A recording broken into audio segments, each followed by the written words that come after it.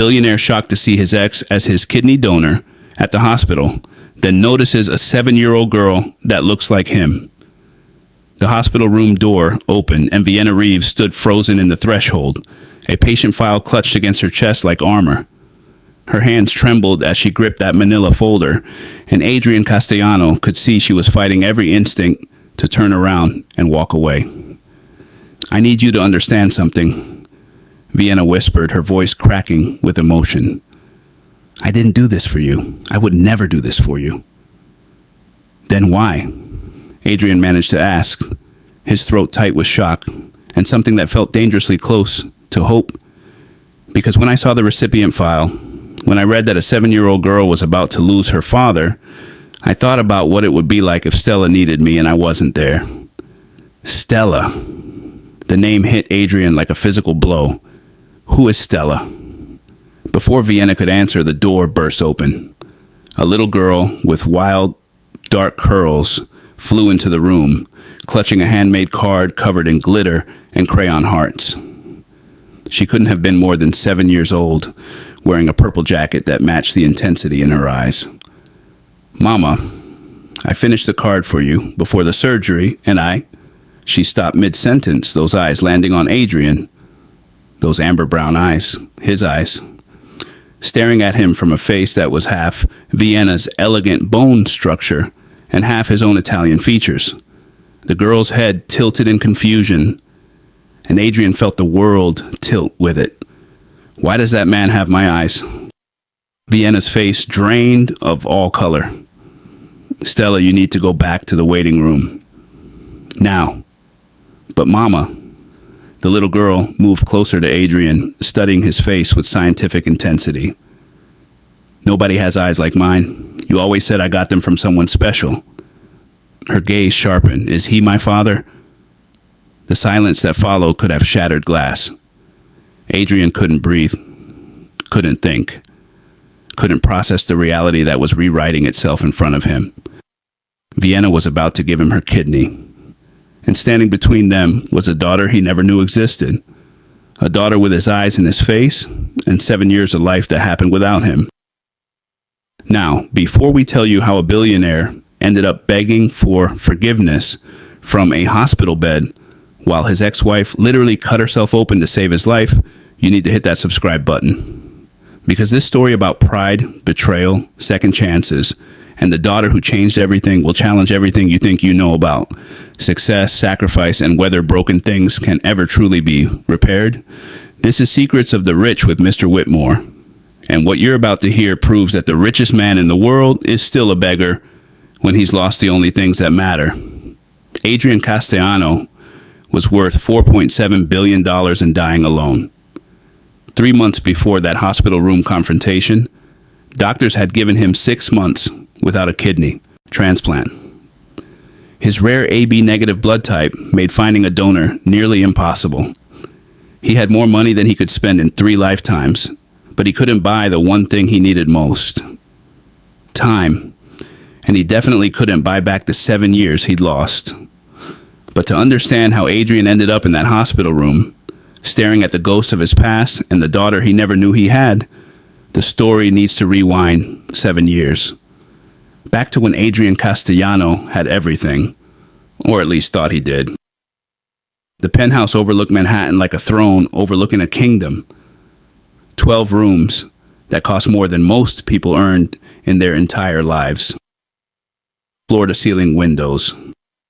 Art chosen by consultants who assured Adrian it would appreciate in value. Furniture selected for aesthetics instead of comfort. It was a monument to success that echoed with emptiness. But 7 years ago, that same penthouse had been filled with life, with laughter, with a woman whose brilliance made Adrian want to be better instead of just richer. Vienna Reeves. Even her name sounded like music. They had met in an MBA program Adrian was taking to legitimize the business degree he'd essentially bought his way through as an undergraduate. Vienna was there on a full scholarship, working 2 jobs while finishing her medical residency, making everyone else look like they were playing at life while she was actually living it. The first time she corrected him in class, became the stuff of legend among their cohort. They were discussing corporate ethics, and Adrian had made some throwaway comment about how successful companies couldn't afford to be too ethical. The professor nodded along, but Vienna's hand shot up. "So what you're saying," she had said, her storm gray eyes pinning Adrian to his seat, "is that theft is acceptable as long as it's profitable enough. That exploitation is just good business strategy." The class went silent. Adrian Castellano's family name opened doors. His trust fund had launched 3 successful startups before he turned 25. People didn't challenge him. They agreed with him and hoped some of his success would rub off on them. "I'm saying that business requires pragmatism," Adrian replied, trying to sound diplomatic instead of defensive. "And I'm saying that pragmatism without principle is just elaborate theft." Vienna leaned forward. "You can build an empire on lies, Mr. Castellano. But eventually, the foundation cracks. And when it does, all that money won't keep you warm when you're standing in the ruins alone." She was right, of course. Those would take Adrian 7 years and losing everything to understand just how right she was. Adrian asked her to coffee after that class. She said no. He asked again the next week. She said no again. He asked a third time, and she finally looked at him with those incredible eyes and said something he should have paid more attention to. "I don't date men who think money solves problems that require character. If you want to have coffee with me, first prove you're worth the time." So Adrian did. He started actually reading the case studies instead of skimming summaries. He stopped throwing his name around like it was currency. He volunteered at a free clinic where Vienna worked on weekends, doing intake paperwork and insurance forms, watching her transform from brilliant student to compassionate doctor who remembered every patient's name and story. 3 months later, Vienna agreed to coffee. 6 months after that, Adrian proposed. And 1 year after their first conversation, Vienna Reeves became Vienna Castellano in a small ceremony that Adrian's mother boycotted because he was marrying below his station. "We should have eloped," Vienna had said the morning of their wedding, reading the text where Adrian's mother made another excuse for why she couldn't attend. "I don't care who's there," Adrian had replied, kissing her forehead. "As long as you show up, it's the best day of my life." And it was. They honeymooned in Vienna, Austria, the city she was named after because her mother had conceived her there during a medical conference. They walked along the Danube at sunset, and Adrian remembered thinking he finally understood what people meant when they talked about being whole, like he'd been walking around incomplete his entire life and only just realized it now that the missing piece had clicked into place. But completeness, Adrian would learn, makes you vulnerable in ways that loneliness never does. The first 2 years of their marriage were the happiest of Adrian's life. Vienna finished her residency and started her cardiology fellowship. Adrian built his company, but for the first time, success wasn't the only thing that mattered. He'd leave important meetings early to meet her after brutal shifts. He'd have dinner ready when she came home at midnight, too exhausted to stand, but still wanting to tell him about the heart she'd helped restart, the patient she'd saved. They were building something together, a life that mattered beyond profit margins and stock prices. They talked about having children, about buying a house with a yard, about what it would look like to balance her medicine and his business with the messy, beautiful chaos of family. They tried for a baby for almost a year. Vienna's demanding schedule made it difficult, but they were patient. They were in love. They had time. Or so Adrian thought. The poison, when it came, wore the face of friendship. Marcus Holloway had been Adrian's best friend since college, his first business partner, the best man at Adrian's wedding who'd actually shown up. Unlike his family, Marcus was charming, clever, and exactly the kind of ambitious that matched Adrian's own. Vienna never liked him. "There's something off about Marcus," she'd said more than once. "The way he looks at you, like you're a resource to be managed instead of a person to care about." "You're reading too much into it," Adrian would reply. "Marcus has had my back for 10 years. He's family." Family doesn't scheme, Adrian. Family doesn't calculate. She'd shake her head. Just be careful. Adrian should have listened. Should have trusted the woman who saw through people's pretenses, because she spent her days watching hearts beat or fail under pressure. But he didn't, because Marcus knew exactly how to manipulate the one weakness Adrian had always carried: his ego. It started small. Comments about how Vienna seemed distant lately. Observations about how much time she spent with her attending physician, Dr. Raymond Wells. Innocent questions that planted seeds of doubt in soil. Adrian didn't even know was fertile. Just seems like she's always working late with him. Marcus would say, casually over drinks. Probably nothing, but have you noticed? She's a resident. Adrian would reply. Long hours are part of the job. Right. Of course. Marcus would nod, then pause just long enough to let the silence do the work his words couldn't. I'm sure it's completely professional. Those seeds grew in the dark, watered by Adrian's own insecurities. The truth was, Vienna was extraordinary, brilliant and beautiful, and so far out of his league that sometimes Adrian would wake up wondering when she'd realize she could do better. That fear, that fundamental insecurity, made him vulnerable to exactly the kind of manipulation Marcus specialized in. 6 months before everything fell apart, Marcus came to Adrian with evidence, or what Adrian thought was evidence. I hired a private investigator, Marcus had said, sliding a manila envelope across Adrian's desk. I'm sorry, Adrian. I wish I'd been wrong. Inside were photographs. Vienna outside the hospital with Dr. Raymond Wells. Vienna at a coffee shop, leaning close to talk to him. Vienna getting into his car late at night. Emails that looked like coded messages about meeting times and private conversations. Phone records showing dozens of calls between them at odd hours. It looked damning. It was meant to look damning, and Adrian was too proud, too scared, too weak to question it. Adrian confronted Vienna that night. She came home late from the hospital, exhausted from a double shift, still wearing her scrubs and the expression of someone who'd spent 14 hours fighting death and wasn't sure who'd won. We need to talk, Adrian said. The photographs were spread across their dining room table like evidence at a crime scene. Vienna's face when she saw them, the way confusion shifted to understanding and then to something that looked like her heart breaking in real time. Adrian, what is this? I think you know what it is. Adrian's voice was cold, distant. He was already protecting himself, already building the walls that would keep him safe when everything fell apart. Raymond is my attending physician. These are. Vienna picked up one photo, her hands shaking. These are from work, from the hospital, from completely normal professional interactions. The emails Vienna Adrian slid the printed messages toward her. The phone calls at midnight, the secret meetings. Vienna read them, and Adrian watched her face cycle through confusion, recognition, and then fury. These are about patience, Adrian. These are coded because of HIPAA laws. We can't discuss patient details openly, so we use case numbers and references.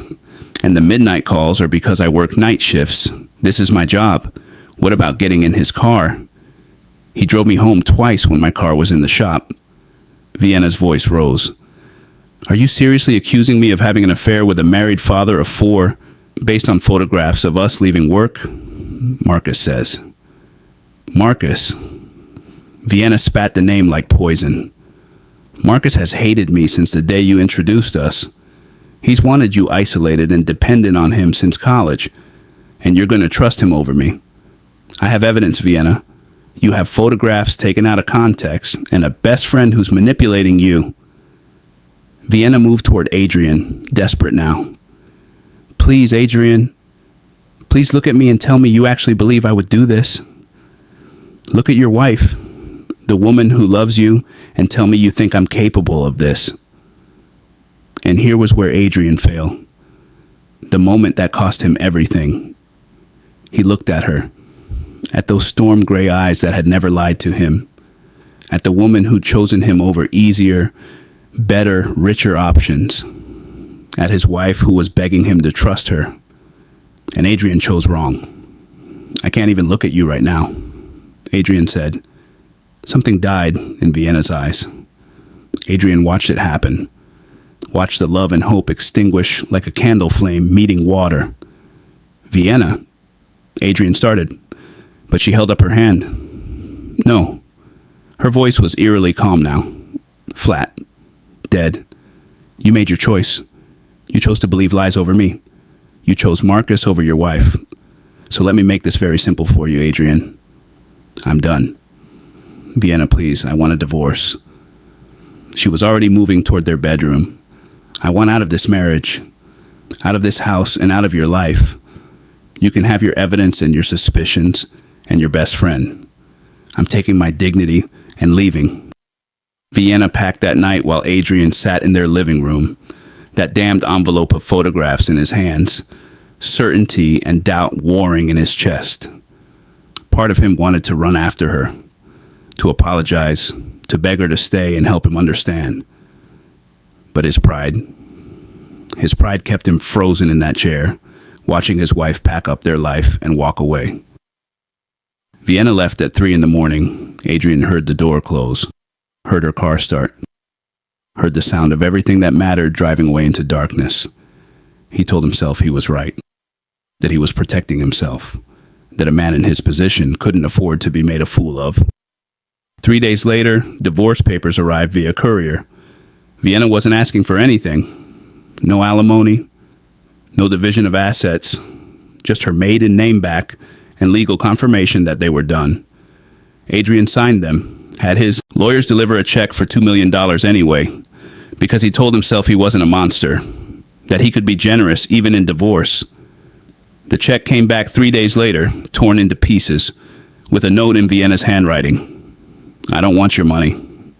I never did. I wanted your trust. Since you couldn't give me that, keep everything else." Vienna disappeared after that, changed her phone number, moved out of the apartment she'd been renting, left no forwarding address. When Adrian tried to find her through the hospital, they said she transferred to a program across the country. Dr. Raymond Wells, the man Adrian had been so sure was her affair partner, stopped Adrian in the hospital parking lot one day. "You're an idiot," Dr. Wells said without preamble. Vienna Reeves was the most talented resident I've ever supervised. She had a brilliant career ahead of her here, and she gave it up because working in the same city as you was too painful. I hope whatever evidence you thought you had was worth destroying the best thing in your life. Dr. Wells walked away before Adrian could respond, left him standing there with the first real seeds of doubt taking root. But doubt doesn't undo damage. It just makes you live with the consequences more consciously. For 2 years, Adrian told himself he'd done the right thing. Marcus was still his partner, still his friend, still the person he trusted most. The company grew. Adrian got richer. He dated occasionally, but no one compared to Vienna. No one made him want to be better instead of just successful. And then Marcus's embezzlement came to light. The forensic accountants found it first. $15 million siphoned off over 5 years through shell companies and fabricated expenses. When the FBI arrested Marcus at their office, he looked at Adrian with something between pity and contempt. "You were so easy, Adrian," Marcus said as they led him away in handcuffs. "All I had to do was make you doubt the one person who actually loved you, and you did the rest yourself." The investigation revealed everything. How Marcus had fabricated the evidence against Vienna. How he'd paid the photographer to stage compromising angles of completely innocent interactions. How he doctored emails and created fake phone records. All of it designed to isolate Adrian. To remove Vienna from his life so Marcus could maintain complete influence and, more importantly, complete access to the company finances. Adrian had destroyed his marriage over lies. He'd thrown away the love of his life because he was too proud and too insecure to trust her over manufactured evidence. Adrian tried to find Vienna as soon as he learned the truth. Hired the best investigators money could buy. Searched hospitals across the country. But Vienna Reeves had vanished completely. She'd finished her training under her maiden name, taken a position somewhere Adrian couldn't trace, and built a life that didn't include any connection to him. Adrian didn't blame her. How could he? He'd looked her in the eyes while she begged him to trust her, and he'd chosen suspicion over love. Vienna deserved to be happy, deserved to be far away from the man who'd failed her so catastrophically. So Adrian stopped searching after 2 years, told himself it was kinder to let Vienna move on, that finding her would only reopen wounds he had no right to touch. He threw himself into work with the kind of intensity that impresses investors and worries therapists, built his company into a multi-billion-dollar empire, made more money than he could spend, bought things he didn't need to fill spaces in a life that felt increasingly empty. Adrian's penthouse had 12 rooms, and he used maybe 3 of them. He employed a chef who prepared meals Adrian ate alone. He attended galas and charity events where people praised his success and never asked if he was happy. Because billionaires aren't supposed to be unhappy. They're supposed to be living proof that money solves problems. But money doesn't solve loneliness. It just makes it more expensive. 5 years after Vienna left, Adrian woke up one morning and couldn't remember the last time he'd laughed. Really laughed. The kind of genuine joy that comes from connection instead of accomplishment. His assistant Garrett had been with him for 3 years, and Adrian realized he knew Garrett's coffee order, but not his daughter's name. Adrian had built an empire on relationships he'd never actually invested in as a human being. Adrian started therapy then. Dr. Patricia Reeves, no relation to Vienna, though the name was enough to make Adrian book the appointment. She was patient and direct in equal measure. "You're not here because you're sad," Dr. Reeves said during their 3rd session. "You're here because you finally noticed you're sad. There's a difference." "What's the cure?" Adrian asked. "There isn't one. There's just the work of becoming someone who can experience joy again. That means dealing with why you sabotaged the last time you were happy." They spent 2 years unpacking that. Adrian's fear of vulnerability, his tendency to trust systems and evidence over people and intuition, the way his ego needed to be right more than it needed to be happy, all the character flaws that Vienna had seen clearly and Adrian had been too proud to acknowledge. Adrian was getting better, slowly, learning to be a better boss, a better friend, a kinder person. He'd reduced his work hours, started actually reading the novels on his bookshelf instead of just displaying them. Volunteered at a free clinic, the same one where he'd first tried to impress Vienna a decade earlier, and then Adrian's body decided to send him a message he couldn't ignore. The fatigue started first, then the nausea, the swelling in Adrian's ankles that his personal trainer noticed before Adrian did. When his primary care physician ran blood work and saw the creatinine levels, his face went carefully neutral in that way. Doctors have when the news is bad, but they don't want patients to panic. "I'm referring you to a nephrologist," Dr. Montgomery said. "Today, if possible." The diagnosis came 48 hours later. End-stage renal disease, both kidneys functioning at less than 15% capacity. Cause unknown. Possibly genetic, possibly the result of untreated hypertension. Adrian had ignored because he was too busy building an empire to notice his body failing. "Without a transplant," Dr. Montgomery explained, "you have approximately 6 months, maybe less. We can start dialysis to buy time, but your blood type makes finding a donor extremely difficult." "What's my blood type got to do with it?" Adrian asked.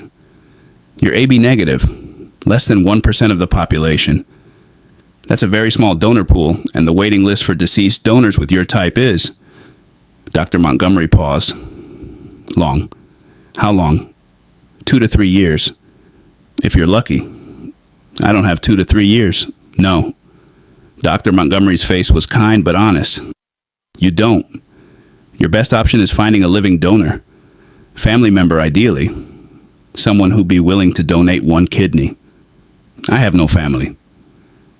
Adrian's parents were dead. He was an only child. The relatives who'd show up for his funeral would never show up for his transplant. Friends? Adrian looked at Dr. Montgomery and realized he didn't have an answer. Garrett was an employee, not a friend. Adrian's business associates were exactly that. Associates. People he networked with, not people who'd give him an organ.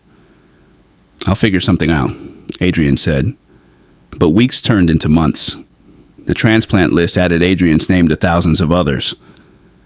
Dialysis started. 3 times a week, 4 hours at a time, hooked to a machine that did the work Adrian's kidneys couldn't. It was humbling in ways that poverty had never been.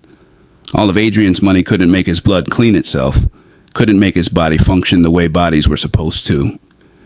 Garrett started managing more of the business. Adrian made him CEO, officially. Kept his chairman title, but acknowledged what was becoming obvious. Adrian didn't have the energy to run an empire anymore. He was too busy trying to stay alive. 3 months into dialysis, Melissa Chen from the transplant coordinator's office called. Mr. Castellano, I have remarkable news. We have a living donor match. Someone saw your name on the registry and volunteered. Who? Adrian asked. They've requested complete anonymity.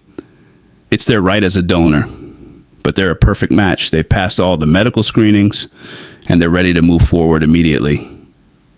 I don't understand. Why would a stranger do this? Melissa's voice was warm. Some people believe in the gift of life, Mr. Castellano. Your donor is one of them. The surgery is scheduled for next Thursday if you're ready. I'm ready. And Adrian was ready to live, ready for a second chance he knew he didn't deserve, but was desperate enough to accept anyway. He had no idea. The universe was about to make him pay for that second chance in ways he couldn't have imagined. Thursday morning arrived wrapped in pre-dawn darkness.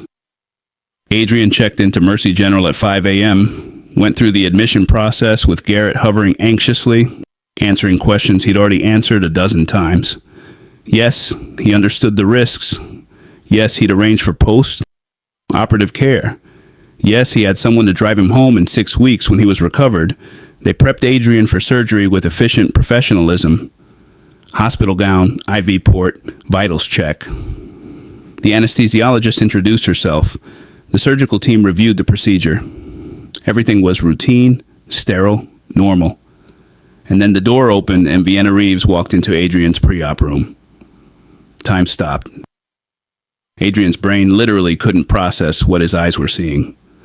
7 years had transformed Vienna from beautiful to devastating. Her dark hair was shorter now, cut in a professional bob that framed her face.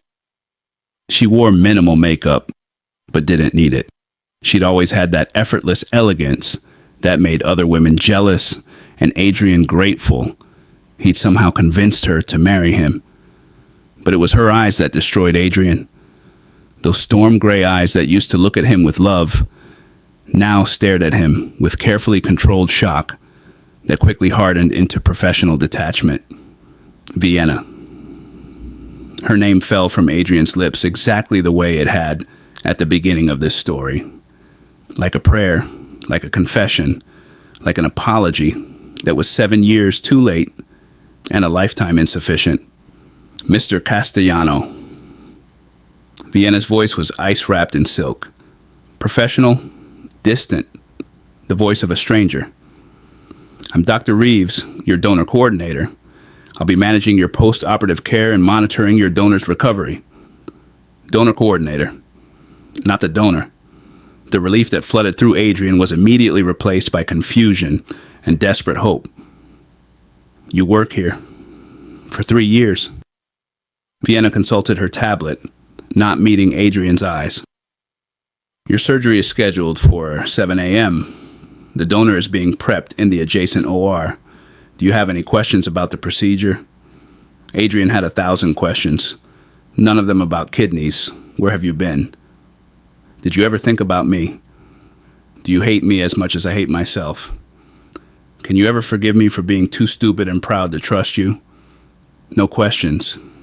Adrian managed. Good. The anesthesiologist will be in shortly. Vienna turned to leave, and panic clawed up Adrian's throat. Vienna, wait. Vienna froze, her back straightened in that way Adrian remembered from every argument they'd ever had. When she turned back, her professional mask had cracked, just enough to show the fury beneath. Dr. Reeves, she corrected. We're not on a first-name basis, Mr. Castellano. We stopped being on any kind of basis 7 years ago when you accused me of being a gold digger and a fraud, threw money at me like I was a problem to be solved, and chose to believe you're a criminal best friend over your wife. Every word was a knife finding its mark. I was wrong. The words felt pathetic coming from Adrian. Inadequate. I know I was wrong. Marcus confessed before he disappeared. He fabricated everything, the photos, the emails, all of it.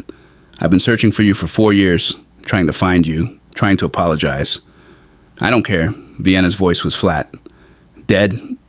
I don't care about your excuses or your regrets or your searches. I don't care that you finally figured out you destroyed an innocent woman. I'm here to do my job, which is ensuring both you and your anonymous donor survive this surgery and recover fully.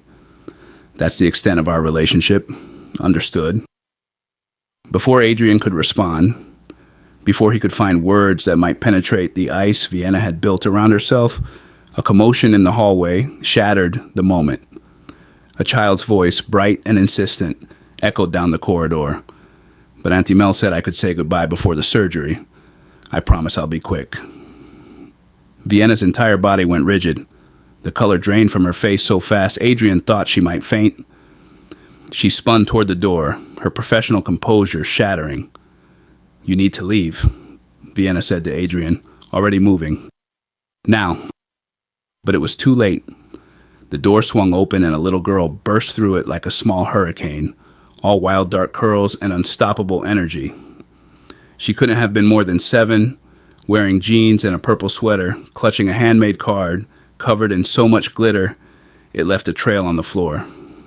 Mama, I finished the card for you before they... The girl stopped mid-sentence, mid-step, mid-breath. Her eyes, those impossible amber brown eyes, landed on Adrian, and Adrian's world ended and began simultaneously. The girl had Adrian's eyes. Not similar, not kind of like identical. The exact shade of amber brown that Adrian had inherited from his Italian grandmother. The same shape, the same thick dark lashes, the same way they crinkled slightly at the outer corners. Adrian's nose, his chin, the stubborn set of his jaw.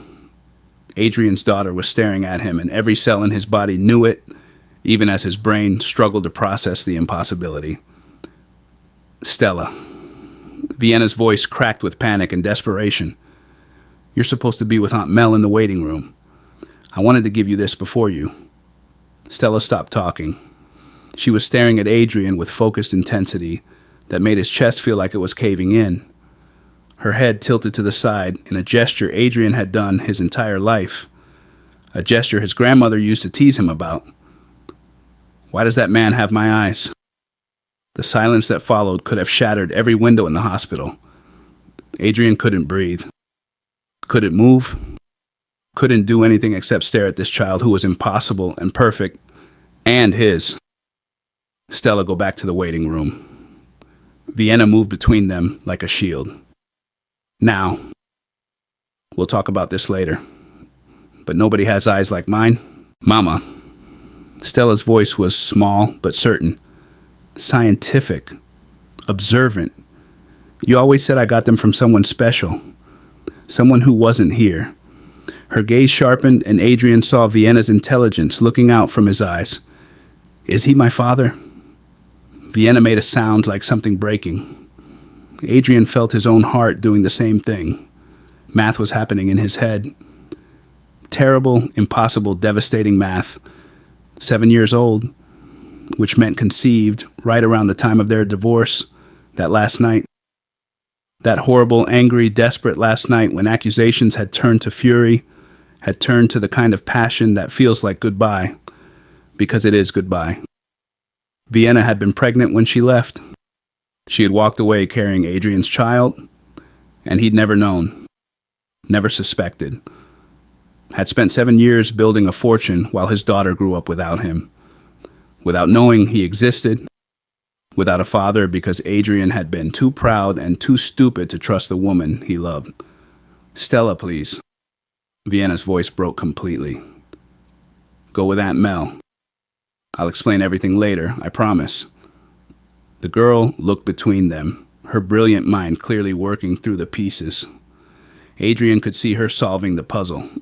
The eyes, the timing, Vienna's panic, Adrian's shock. Stella was 7 years old and too smart for any lie to work. You're him, Stella said, looking at Adrian. You're the father Mama said wasn't strong enough to stay. The one who made her cry sometimes when she thinks I'm sleeping. Each word was a nail through Adrian's chest. He opened his mouth, but nothing came out. What do you say to a daughter you didn't know existed? How do you explain that you would have stayed if you'd known? That you would have given anything to be there? Vienna knelt down, eye level with Stella, her hands on the girl's shoulders. Baby, you need to trust me right now. Go back to Aunt Mel. Let me handle this, please. But the damage was done. Stella looked at Adrian one more time, those amber eyes full of questions and hurt and confusion that a 7-year-old should never have to process. Then she let Vienna guide her toward the door, glancing back twice before disappearing into the hallway. The door closed. Vienna and Adrian stood in that pre-op room, 7 years of silence and pain and missed moments hanging between them like smoke from a fire that had never stopped burning. You have a daughter, Adrian whispered. We have a daughter. No. Vienna's voice was sharp, cold, absolute. I have a daughter. You have nothing. You gave up the right to her the day you threw me out of our home and our marriage based on lies you were too proud to question. I didn't know you were pregnant because I didn't tell you. Vienna's laugh was bitter, broken. Because I left your office after signing those divorce papers and went straight to my doctor for what I thought was stress-related nausea. Found out I was 6 weeks pregnant with your baby. And you know what my first thought was? Adrian. Adrian couldn't speak. Could only shake his head. Thank God I hadn't told you yet. Vienna's eyes blazed. Thank God I could raise this child away from a father who didn't trust me, who looked at me with disgust, who chose his criminal best friend's lies over his wife's truth. She wiped her eyes roughly. I saved Stella from growing up in a house filled with suspicion and resentment. I saved us both. Vienna, please. The door opened again. This time it was Melissa Chen, the coordinator Adrian had spoken with on the phone, her expression apologetic but firm. I'm sorry to interrupt, but we need to maintain the surgery schedule. Mr. Castellano, the anesthesia team is ready for you. Dr. Reeves, the donor prep team needs you in OR too. Donor prep team. The words filtered through Adrian's shock slowly. He looked at Vienna, saw something flicker in her eyes. Understanding hit Adrian like a freight train. You, Adrian whispered. You're the donor. Vienna's silence was confirmation. Why would you? Adrian couldn't finish the sentence, couldn't process it. Why would you give me anything after what I did to you? That's when Vienna said those words that opened this entire story. I need you to understand something, Vienna said quietly. I didn't do this for you. I would never do this for you. Then why? Because when the anonymous match came through, when I saw the recipient file, all it said was AB negative male, age 40, father of a 7-year-old daughter. Vienna closed her eyes. I thought about some little girl losing her father. I thought about what it would be like if Stella needed me and I wasn't there. So I volunteered before I saw your name on the file. And when you found out it was me, by then I'd already committed, already gone through weeks of screening and prep, already promised to save a life. Vienna's voice was steel, wrapped in pain. And I keep my promises, Adrian, even when they're killing me. Unlike some people. Melissa cleared her throat gently. We really need to proceed. Both surgical teams are waiting. Vienna, you can't do this. Adrian tried to sit up, but the IV line pulled. You can't cut yourself open for me, not after everything I did to you. Watch me. Vienna turned to Melissa. I'm ready. Let's proceed. Dr. Reeves, wait. Melissa's voice was kind, but firm. Given the obvious personal connection here, we need to confirm you're proceeding voluntarily. No coercion, no obligation. You can withdraw consent at any time. I'm aware. Vienna's voice was steady now. Professional? I'm a surgeon, Melissa. I understand exactly what I'm doing and why. This surgery proceeds as scheduled. But Mama, Stella's voice came from the hallway. Small. Scared. You can't give him your kidney if you hate him. Can you? The question hung in the air like a grenade with the pin pulled. Vienna's composure, that carefully constructed professional mask, cracked completely.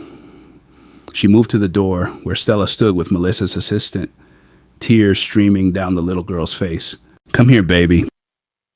Vienna pulled Stella close. I don't hate him, but you said he wasn't strong enough, that he left us. He did leave, but not because he didn't want you, Stella. He didn't know about you. Vienna's voice broke. Mama made mistakes too. I kept you a secret from him because I was hurt and angry, and that wasn't fair to either of you. So, he's really my father. Stella looked at Adrian over Vienna's shoulder. Those amber eyes, Adrian's eyes, were filled with confusion and something that might have been hope. Yes. Vienna whispered it, but the word echoed like thunder. He's really your father. Adrian stood up despite the IV, despite the pre-op protocols, despite everything. His legs felt weak, but he moved toward them anyway. Stella, Adrian said, and his voice cracked on her name. I'm sorry. I'm so sorry I wasn't there. If I had known about you, if I had known your mother was pregnant, I would have. What? Vienna's eyes met Adrian's. What would you have done, Adrian? Believed it was yours? Or accused me of lying about that too? The accusation hit home because it was fair. Because Vienna was right. Adrian looked at Stella. At this perfect small person who shared his features and his gestures. And he knew with absolute certainty he would have demanded a paternity test. Would have suspected it was another lie. Another manipulation. He'd been that broken. That poisoned by Marcus's lies and his own insecurity.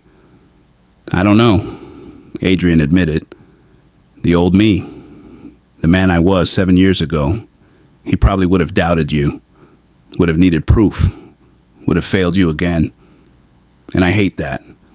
I hate knowing I was the kind of man who would have looked at his own daughter and demanded evidence instead of trusting the woman he loved. Stella pulled away from Vienna slightly. So you were a bad person. The bluntness of childhood, no filter, no diplomacy, just truth-cutting, straight to bone. Yes, Adrian said. I was. I made terrible choices that hurt your mother very badly. And because of those choices, I missed every moment of your life so far. Your first breath, your first word. Every birthday and every nightmare and every time you needed a father. I can't undo that, Stella. I can only tell you I'm sorry. And Adrian stopped. What was the point of promises? What right did he have to promise anything? Melissa stepped forward gently. I'm sorry, but we really must proceed. Mr. Castellano needs to be in surgery in less than 15 minutes. Dr. Reeves, your prep team is waiting. And Stella, sweetheart, you need to come back to the waiting room with me. No. Stella's voice was firm. I want to stay with Mama until she goes into surgery. Baby, that's not... Vienna started. Please. Stella looked up at her mother with those eyes that were Adrian's, but her expression, that was all Vienna. You're giving away part of yourself to save someone's life. That's scary. I want to stay with you until you have to go. Vienna looked at Melissa, who nodded slightly. 5 minutes. Then we really must proceed. Vienna sat down on the edge of Adrian's hospital bed. Stella pressed against her side. Adrian stood there feeling like an intruder in a moment that should have been his. That would have been his if he hadn't destroyed everything 7 years ago. "Tell me about her," Adrian said quietly. "Please, if this is the only time I get, just tell me about her." Vienna was quiet for a long moment. When she spoke, her voice was soft, distant, like she was pulling up memories she'd kept locked away. She was born during a thunderstorm, 3 weeks early. I was in the hospital chapel, praying for strength to do this alone, when my water broke. Vienna looked down at Stella. "You were in such a hurry to get here. 8 hours of labor. You came out screaming like you were angry at the world for taking so long." "Was I big?" Stella asked. 6 pounds, 7 ounces. Tiny, perfect. The most beautiful thing I'd ever seen. Vienna smiled, and for a moment the ice around her melted. "You had a full head of dark hair and these enormous eyes that looked right at me like you knew exactly who I was." "Did I cry a lot?" "Constantly." Vienna laughed, and the sound was so familiar it hurt Adrian to hear it. "You had opinions from day one. Didn't like being put down, didn't like sleeping on your back, hated every pacifier I tried. I spent the first 3 months walking you around our apartment at 2 in the morning, singing every song I could remember." "What did you sing?" Adrian asked. The question slipped out before he could stop it. Vienna glanced at Adrian, and for a heartbeat, the anger faded. "Ella Fitzgerald, Summertime. You used to sing it to me when I couldn't sleep during residency. It was the only thing that calmed her down." Adrian remembered late nights when Vienna would come home, wired from adrenaline after a difficult surgery. He'd pull her close and sing until her breathing slowed and sleep finally took her. The memory felt like something from another life, another version of them that existed before Adrian destroyed everything. When did she start walking? Adrian needed to know everything, needed to collect these pieces of her life he'd missed. 10 months. Vienna's hand stroked Stella's hair absently. She pulled herself up on the coffee table one day and just took off. Fell constantly. Got back up every time, stubborn even then. "I get that from you," Stella said. "You get it from both of us," Vienna corrected. "Your father is, the most stubborn person I've ever met." "It's not always bad," Adrian said. "Stubborn people don't give up. They keep fighting even when things are hard. They also don't listen when they're wrong." Vienna's voice had an edge. "They choose pride over people." The moment of warmth vanished. The ice wall went back up. Stella looked between them, her 7-year-old brain clearly working through the tension. "Do you still love him, Mama?" Vienna's breath caught. "Stella, that's complicated." "No, it's not." Stella pulled back to look at her mother directly. "Either you love someone or you don't. You tell me that all the time. Love isn't complicated. People just make it complicated because they're scared. From the mouths of children. Truth delivered with devastating simplicity. I don't." Vienna started, then stopped. Her eyes met Adrian's across Stella's head, and Adrian saw 7 years of pain looking back at him. "I loved who I thought he was. The man I married. But that man threw me away when things got difficult. When trusting me required actual courage instead of just romantic gestures.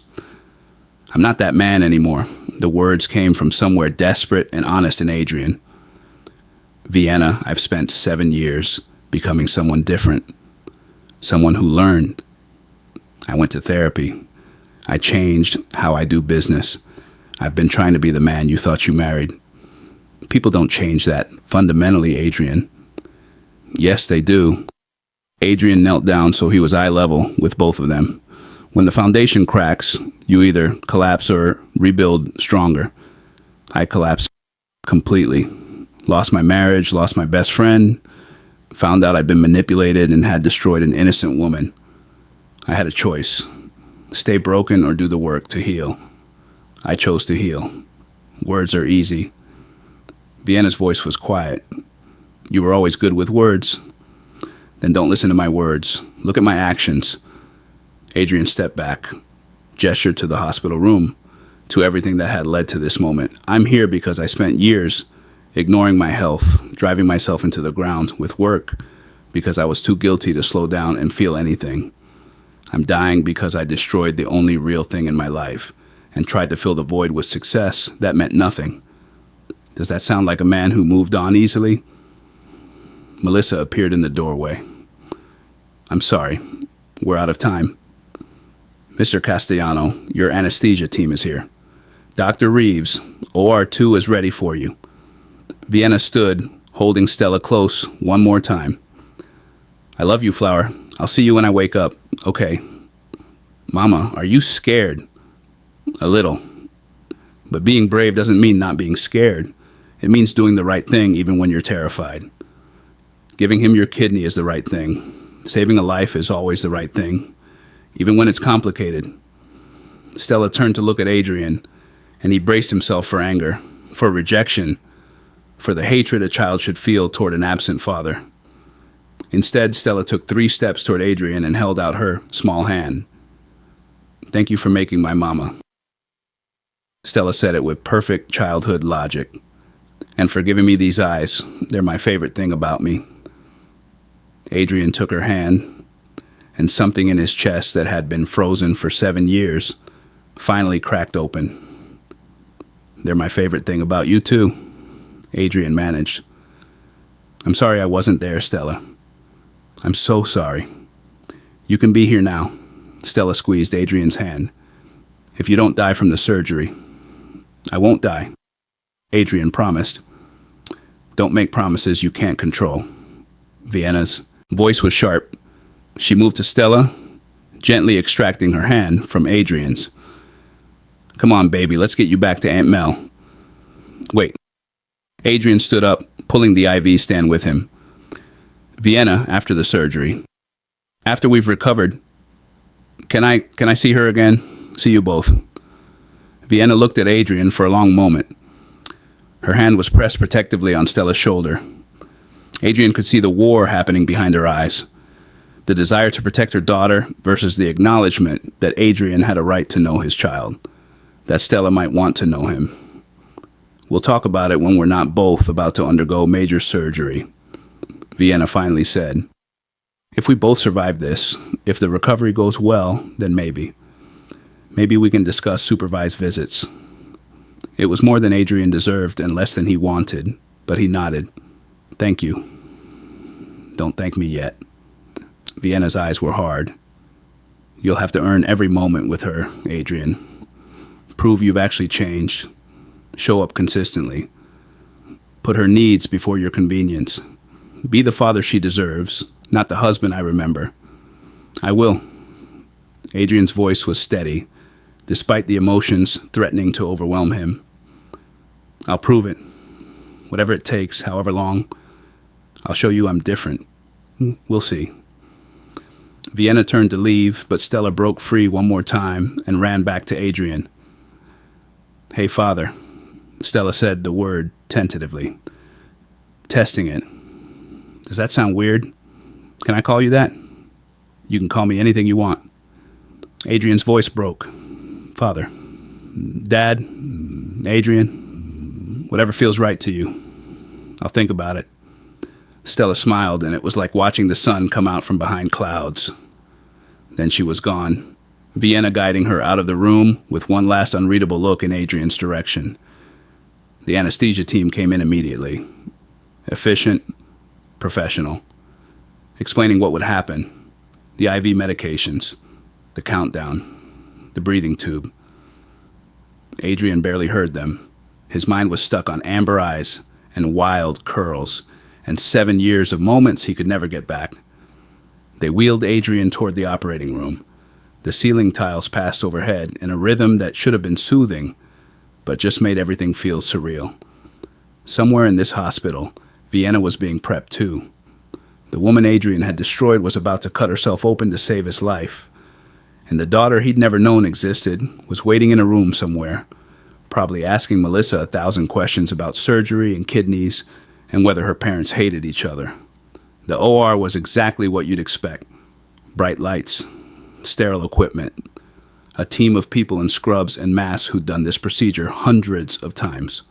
Routine for them, life-altering for Adrian. Count backwards from 10, Mr. Castellano. The anesthesiologist's voice was kind. 10. Adrian thought about Vienna's hands, steady and sure. 9. Stella's laugh, which he'd never heard, but could imagine. 8. 7 years of moments Adrian had missed. 7. The way Vienna looked at him in that pre-op room. Not love, not anymore, but not complete hatred either. 6. Stella's hand in his.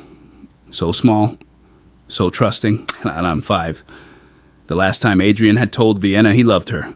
The morning of their last fight. Before everything fell apart. 4. Marcus's lies, the photographs, Adrian's pride. 3. The divorce papers. The check Vienna had returned in pieces. 2. The silence of the last 7 years. 1. Please. Adrian didn't know who he was praying to. Let me live. Let me have a chance to know my daughter. Let me prove I'm different. 0. Darkness. Now, if you're thinking Adrian was about to get exactly what he deserved, you're not wrong. But what happened next proves that the universe has a twisted sense of justice. Smash that like button if you've ever experienced karma in real time, because what Adrian woke up to was about to rewrite his entire reality. Before we continue, I need you to understand something. This isn't just a story about a billionaire and his ex-wife. It's about what happens when pride meets consequence, when wealth meets mortality, when the person you destroyed becomes your only hope for survival. Comment below and tell me, would you give a kidney to someone who broke your heart?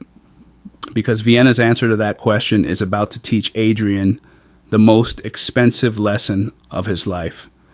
And remember, this is Secrets of the Rich with Mr. Whitmore.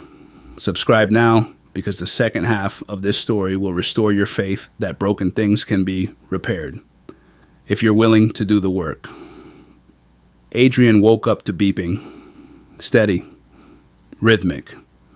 The sound of machines measuring whether he was alive or dying. His mouth felt like sandpaper.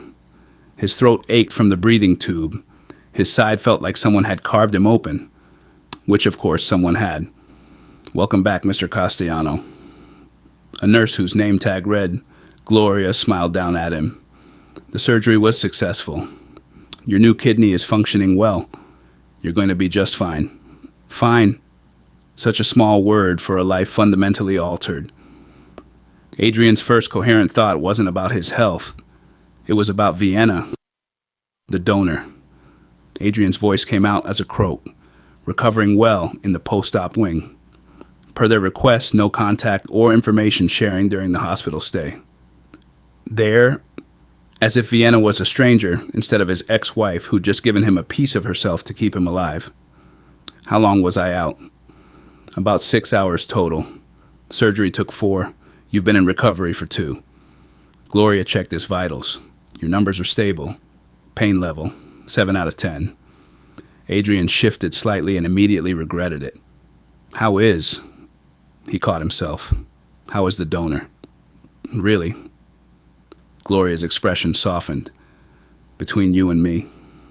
She lowered her voice. Dr. Reeves is one of the toughest patients we've ever had.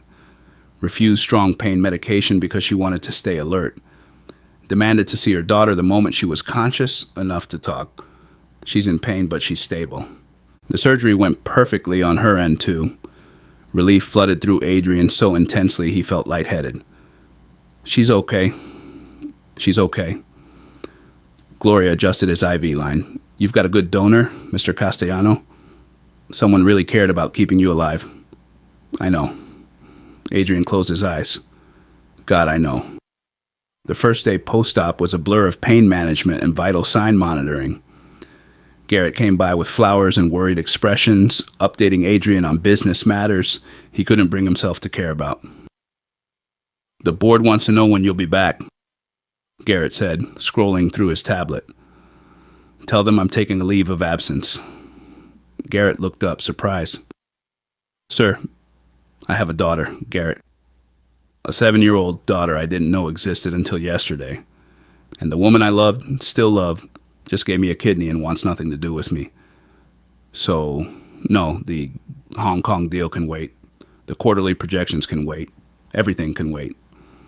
Adrian's voice was firm despite his weakness. I need to figure out how to be a father and earn back even a fraction of the trust I destroyed. Garrett was quiet for a moment. Then he smiled. It's about time, sir. I'll handle the board. By day 2, Adrian was mobile enough to walk short distances with assistance. The nurses encouraged it. Movement helped recovery. Prevented blood clots, kept the new kidney functioning properly. Adrian shuffled up and down the hallway like an old man, dragging his IV pole, grateful for every painful step that meant he was alive. On one of these walks, Adrian heard a child's voice coming from a room 3 doors down. Stella's voice, bright and curious and asking questions that made the nurses laugh. But how does the body know not to reject the new kidney? Stella was asking. What tells it that the new organ is friendly instead of an invader? Adrian stopped outside the door. Couldn't help himself. Through the small window, he could see Vienna in the hospital bed, looking pale and exhausted but alert. Stella was perched on the edge of the bed, and a doctor Adrian didn't recognize was explaining transplant biology to a 7-year-old who was clearly keeping up with every word. Your body has an immune system, the doctor was saying. It's like an army that protects you from germs and bad things.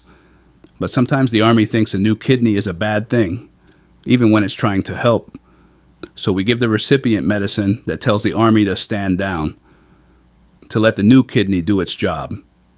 So the medicine makes the body trust something new. Stella's voice was thoughtful. Even when it's scared the new thing might hurt it. Exactly. That's a very wise way to put it. Stella glanced at Vienna, like how Mama has to take medicine to help her trust again. Not real medicine, emotion medicine, because she's scared of getting hurt. The doctor paused, clearly not expecting the conversation to take that turn. That's different, sweetheart. We're talking about kidneys, not feelings, but it works the same way. Works the same. Stella insisted. Bodies and hearts both need help learning to trust new things after they've been hurt. Right, Mama. Vienna's eyes were shining with tears. Right, Flower. That's exactly right. Adrian shouldn't have been listening. Should have kept walking. But he was rooted to that spot, watching the daughter he'd never known discuss trust and healing with the wisdom of someone far older than 7. Mr. Castellano. Gloria appeared at his elbow. You should be resting, not lurking outside other patients' rooms. That's my daughter. The words still felt surreal coming from Adrian's mouth.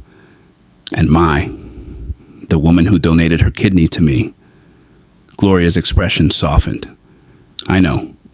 The whole floor knows. Hospital gossip travels faster than infections. She gently turned Adrian back toward his room, but Dr. Reeves requested no contact during recovery. You need to respect that. I know. I do.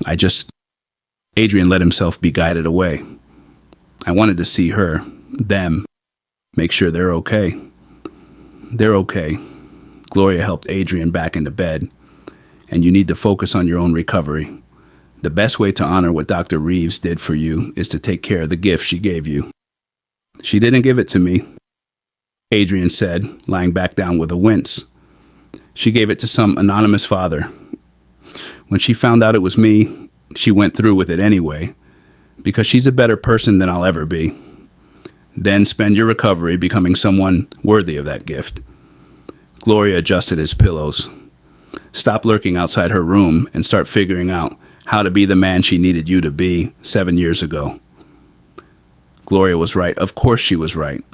So Adrian spent the next 3 days following orders, taking medications, walking prescribed distances, eating when told, sleeping when possible.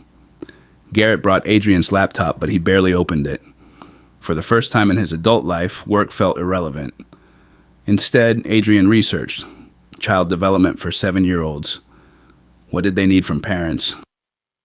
How did you build trust with a child who had no reason to trust you?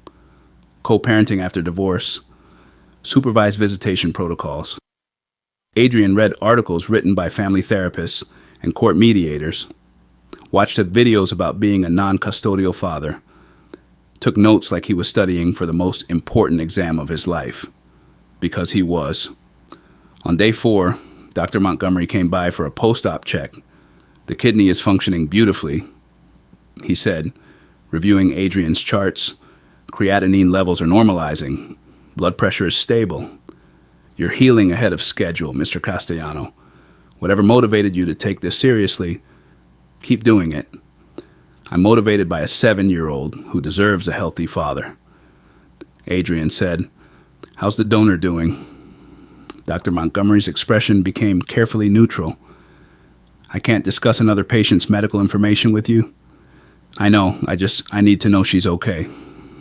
Dr. Montgomery was quiet for a moment, then he sighed, off the record, between two people who care about the same woman for very different reasons.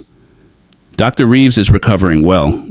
She's in more pain than she's admitting because she's stubborn and won't take the medications we recommend. But medically, she's stable. The remaining kidney is compensating well. She'll make a full recovery. Thank God. The rest is up to you, Mr. Castellano. Dr. Montgomery closed the chart. That woman gave you a piece of herself to keep you alive. Don't waste it. I won't. On day 5, Adrian was discharged. Garrett picked him up with a wheelchair Adrian didn't want but needed, and a car service he'd normally find excessive but was grateful for. Every bump in the road sent pain through Adrian's side.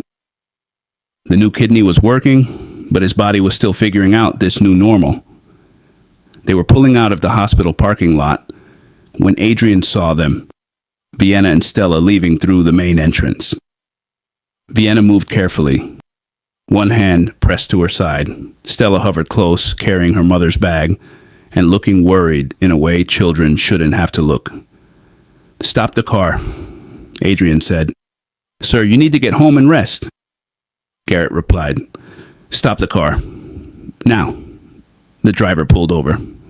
Adrian got out before Garrett could protest, moving toward them despite the pain screaming through his side. "Vienna," Adrian called out. Vienna turned, saw Adrian. Her expression cycled through surprise, annoyance, and something that might have been concern. "You should be in a car going home, not standing in a parking lot." "So should you." Adrian moved closer carefully. "You were discharged." "This morning?" Stella answered. "Mama said she was fine, but she threw up twice and won't admit it hurts to walk." "Stella." Vienna's voice held a warning. "What?" Stella crossed her arms. "You tell me not to lie. Why do adults think not telling the truth is different from lying?" Adrian moved closer, slowly, his own pain making him acutely aware of how much worse Vienna's must be. "Let me help. Please. I can drive you home. Make sure you have what you need. We're fine." Vienna started toward the parking lot. "We have a ride." "With who?" "Neighbor. He's running late, but he'll be here. You're in pain. You just had major surgery. Let me." Adrian stopped himself. "I'm not trying to overstep. I'm trying to help." Stella looked up at her mother. "Mama? Your ride canceled? You told me in the room you were going to call a cab." Vienna closed her eyes. "Stella, honey, sometimes grown-ups need you to not share every detail. Grown-ups shouldn't lie to each other if they want me not to lie." Stella's logic was airtight. If he wants to drive us home and we need a ride, why can't he drive us? "Because it's complicated," Vienna said. "Because you don't trust him yet," Stella corrected. "But you're the one who told me trust is built through consistent action over time. How can he do consistent actions if you won't let him do any actions?" Adrian bit back a smile. She has a point. "Whose side are you on?" Vienna asked Stella. "The side of not standing in a parking lot when you're about to pass out," Stella replied. "Can we please just accept the ride?" Vienna looked at Adrian, and he saw her weighing options. Pride versus practicality. Protection versus pain. Finally, she nodded once. Fine, but just a ride. You drop us off and leave. Understood. Understood. Adrian turned to signal Garrett, who'd been watching this entire exchange with poorly concealed amusement. The drive was tense. Vienna sat in the back with Stella, her hand pressed to her surgical site, breathing carefully through obvious pain. Stella kept up a steady stream of conversation that filled the awkward silence. Did you know that if you donate a kidney, the remaining one gets bigger? Stella informed Adrian. It's called compensatory hypertrophy. The body is amazing at adapting. I didn't know that, Adrian replied. What else did you learn? That kidney donors are heroes, that most people go their whole lives never doing something that brave. That my mama is the bravest person in the whole world. Adrian glanced in the rearview mirror. Vienna was looking out the window, but he saw her wipe her eyes quickly. Your mama has always been the bravest person I know, Adrian said quietly. She's brilliant and compassionate and stronger than anyone gives her credit for. Vienna's eyes met Adrian's in the mirror. Don't. I'm not trying to manipulate. I'm stating facts. You were brave enough to marry someone beneath you. Brave enough to walk away when I failed you. Brave enough to raise a daughter alone. And brave enough to save my life even though I'm the last person who deserved it. Beneath you. Vienna's laugh was sharp. You were a millionaire with family connections and every advantage. I was a scholarship student working 3 jobs. If anything, I married up. Money isn't the same as worth, Vienna. You taught me that. Adrian kept his eyes on the road. I was rich and shallow and so insecure that I chose to believe lies rather than trust you. You had nothing but your integrity and your brilliance and your capacity to care about people. Which one of us married up? Stella looked between them. You both married each other. Isn't that how marriage works? Nobody marries up or down. You just marry the person you love. We did, Vienna said softly. Once upon a time, we loved each other very much. What happened? Stella asked. I made terrible choices that hurt your mother, Adrian replied. And when people hurt each other badly enough, sometimes love isn't enough to fix it. But you said you were different now. I'm trying to be different. Adrian pulled up to the address Vienna had given. An apartment complex that was modest but well maintained. Very different from the penthouse Adrian knew Vienna could have demanded in the divorce. But Vienna had never wanted his money. She'd only ever wanted his trust. We're here, Vienna said unnecessarily. Thank you for the ride. Let me help you inside. Adrian put the car in park. We're fine, Mama. Stella's voice was exasperated. You can barely stand up straight. Let him help. Adrian got out before Vienna could argue further, opened her door carefully. Vienna took his offered hand with obvious reluctance, and even that brief touch sent electricity through Adrian. She felt it too. He saw her eyes widen slightly before she pulled away. Stella led the way into the building. Second floor, no elevator. Vienna looked at the stairs like they were Mount Everest. One step at a time, Adrian said. I'm right here if you need to lean on me. They made it up those stairs with Vienna gripping the railing with one hand, and by the halfway point, Adrian's arm with the other. By the time they reached the apartment door, Vienna was pale and sweating.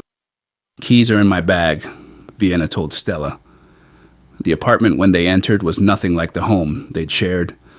That penthouse had been all modern lines and expensive furniture, chosen by an interior designer Adrian had never met. This place was warm, lived in. Photos covered every surface.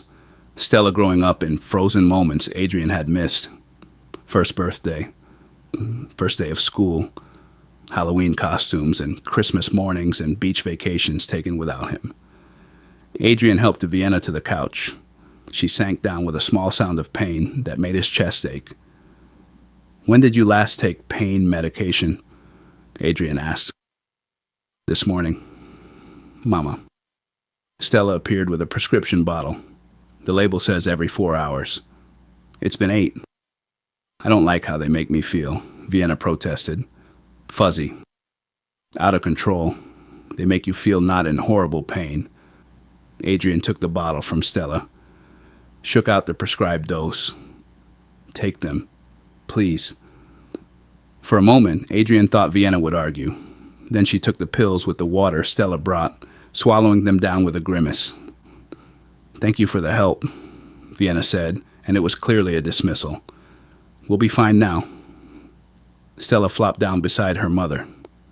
We have frozen dinners and soup. Mrs. Okafor downstairs said she'd check on us. We're all set.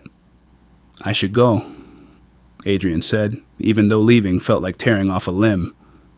But if you need anything at all, you have my number.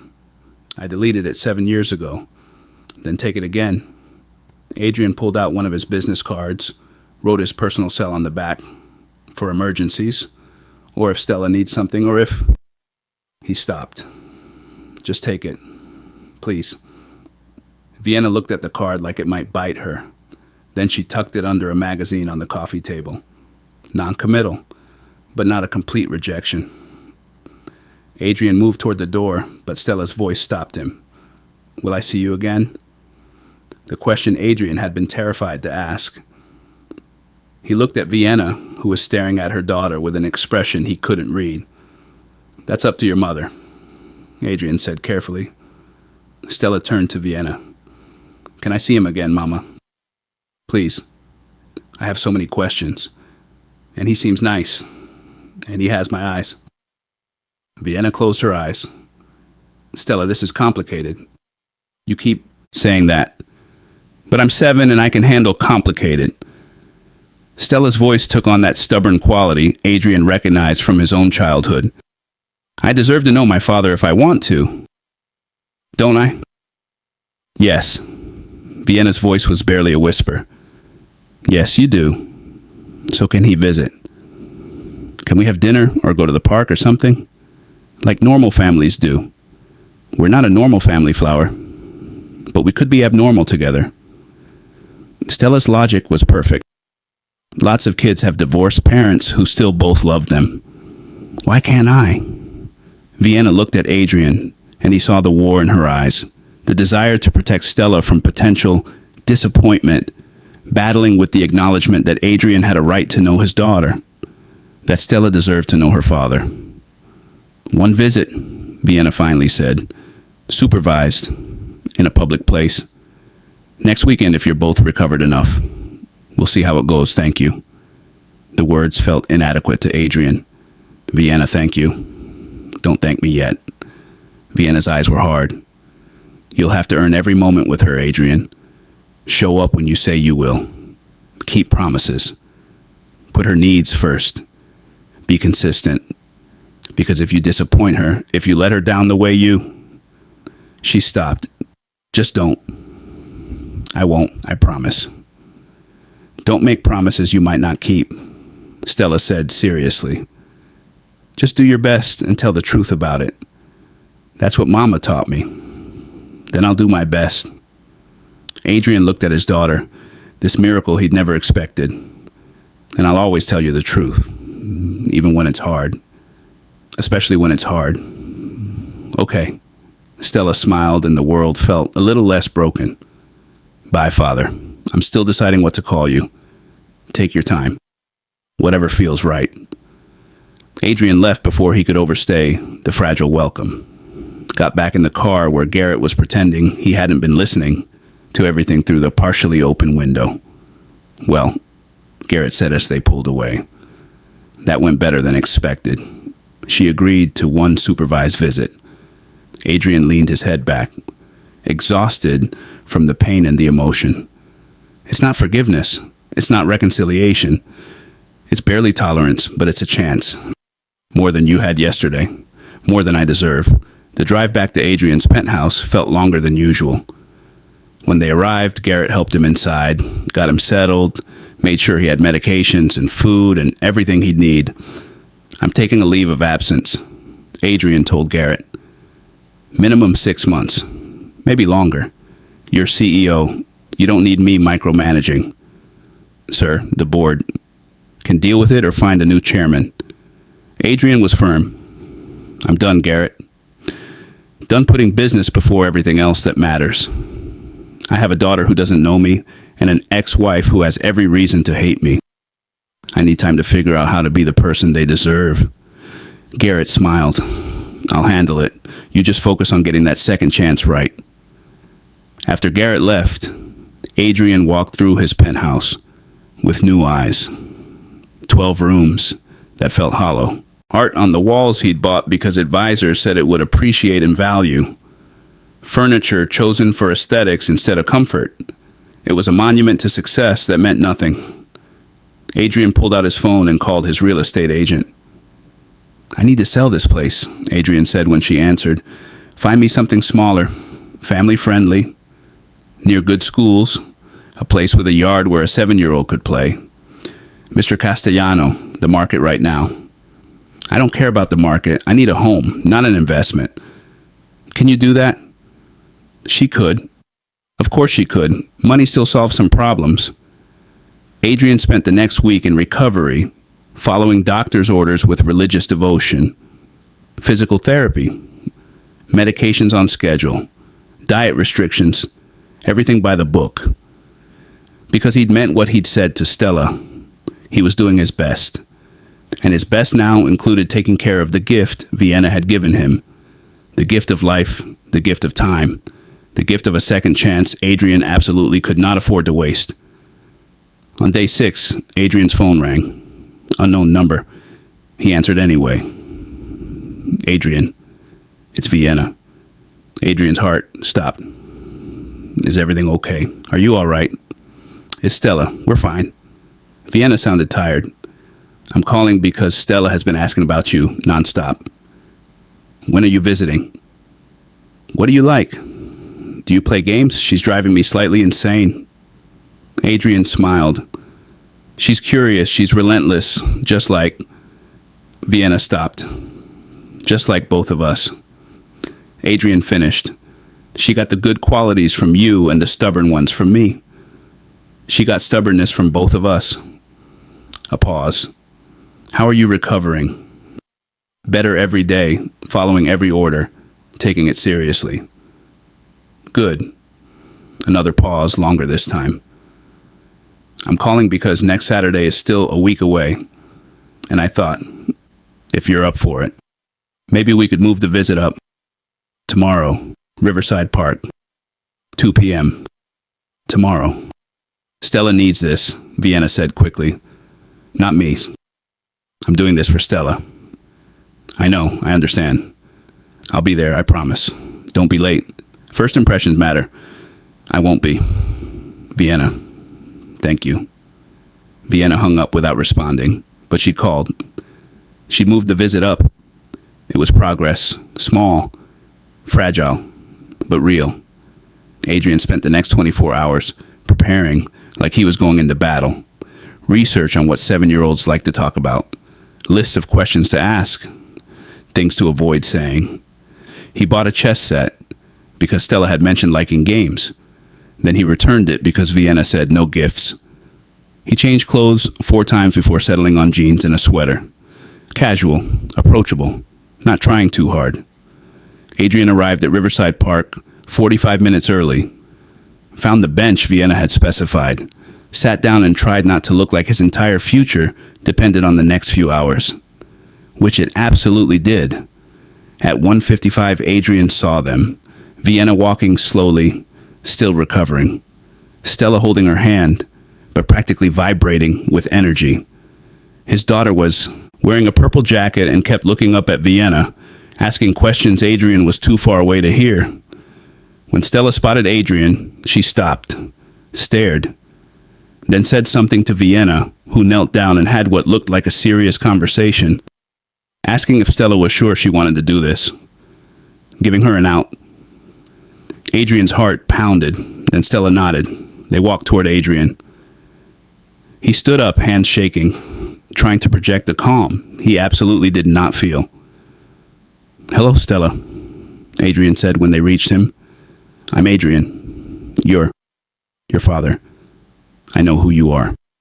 Stella tilted her head in that gesture that was Adrian's, studying him with scientific intensity. You have my eyes, or I have yours. I'm not sure how that works genetically.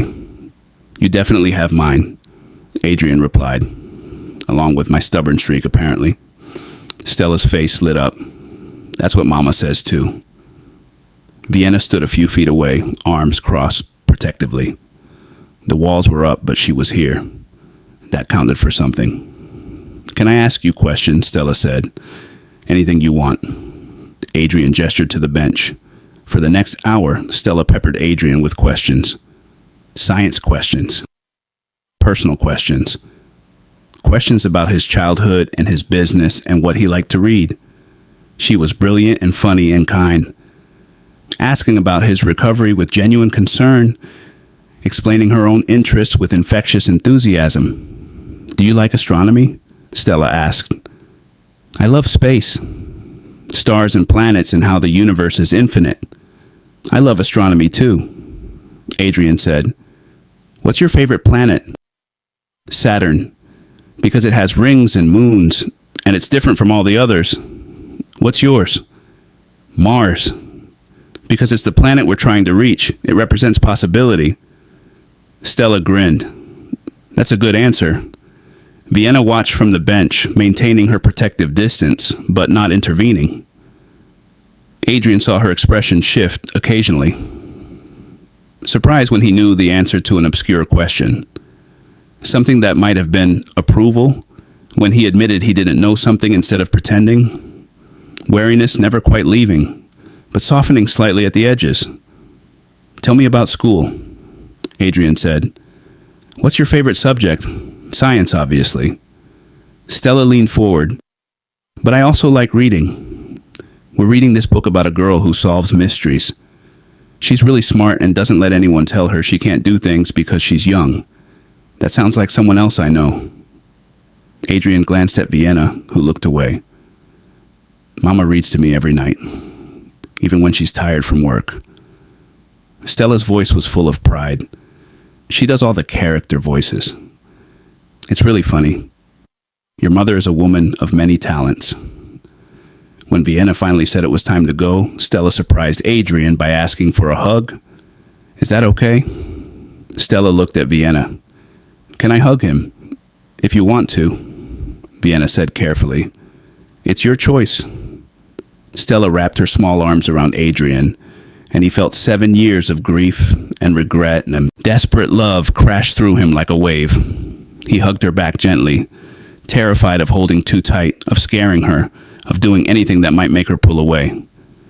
Bye, Father, Stella said when she stepped back. I think I'll call you Dad, if that's okay. The word nearly destroyed Adrian. That's more than okay. That's perfect. See you next week. Same time. I'll be here, I promise. They left, Stella waving over her shoulder. Vienna didn't look back. But as they reached the parking lot, Adrian saw Vienna pull out her phone. 30 seconds later, his buzzed. A text from Vienna. You did well. Same time next Saturday. Don't be late. Then another message. And Adrian. Thank you for being honest with her. Adrian saved both messages and sat on that bench long after they disappeared, his hand pressed to his chest, where Vienna's kidney kept him alive, and his heart felt like it was learning to beat properly for the first time in 7 years. Now, before we continue with what happened next, I need you to do something. Comment below and tell me this. Do you think Adrian deserves this second chance? Because what you're about to hear will test everything you believe about redemption and forgiveness. Some of you are thinking Vienna should never let him back in.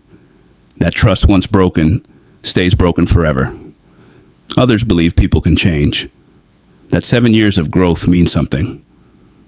Drop your thoughts in the comments because Adrian's journey is about to get a lot more complicated. And remember to subscribe to Secrets of the Rich with Mr. Whitmore, because the lessons coming in the next part of this story will change how you think about second chances forever. The Saturdays became a routine. Week 2 went even better than the first.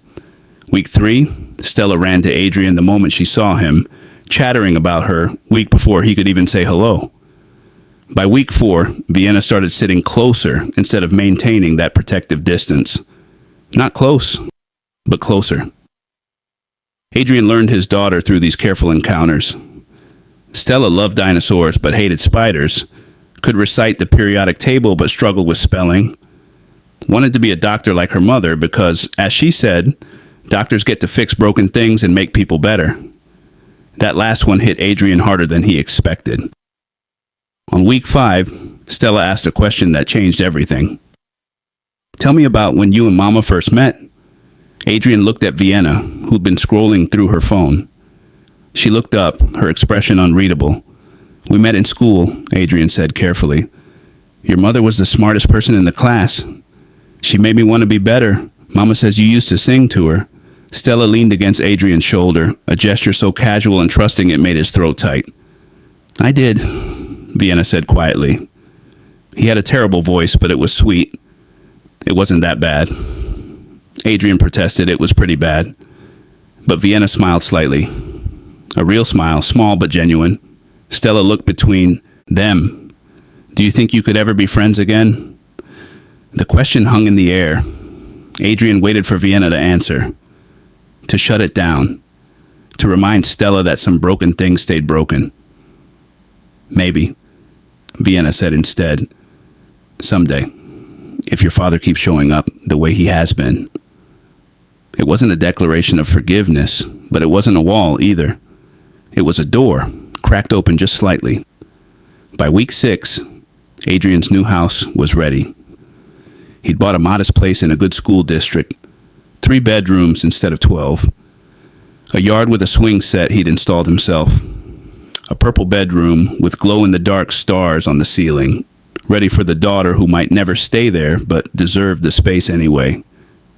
"Can I see where you live?" Stella asked on week 7. Adrian looked at Vienna, who hesitated, then nodded. "1 hour. I come with you. No funny business." The visit was brief, but monumental. Stella explored every room, exclaiming over the swing set and the stars and the bookshelf in her room that Adrian had filled with science books and mystery novels. "You made this for me," Stella whispered, standing in the doorway of the purple bedroom. "I wanted you to have a place here, even if you never use it." Adrian knelt beside her. "This is your home, too, whenever you want it to be." Stella threw her arms around his neck. "Can I stay sometime? Like a sleepover?" Vienna's face went carefully neutral. "That's something we'd have to discuss. Build up to slowly, but not a no. Progress."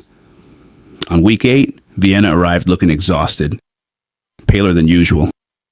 When she sat down on the park bench, Adrian noticed her hand went to her side, the same way it had in the hospital parking lot all those weeks ago.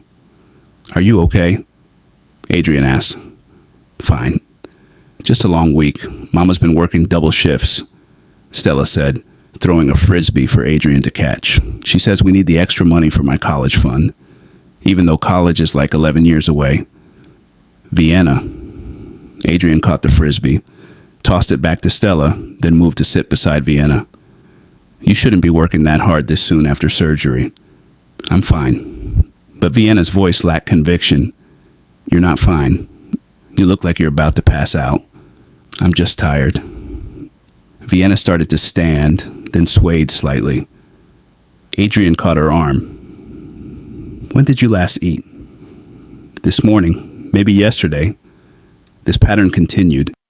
Vienna pushing herself too hard, working too many hours, dismissing her own health in favor of providing for Stella. And Adrian, watching from the sidelines of their lives, could see what Vienna couldn't or wouldn't admit. She was running herself into the ground. On week 9, everything changed. They were at the park as usual. Stella was on the swings. Vienna sat on the bench, and Adrian noticed she'd barely moved in 20 minutes. Her breathing was shallow. Her skin had a grayish tinge. "Vienna." Adrian sat beside her. "Talk to me. What's going on?" "I'm fine. You keep saying that, but you're clearly not." "Have you been to the doctor?" "I don't need a doctor. I am a doctor."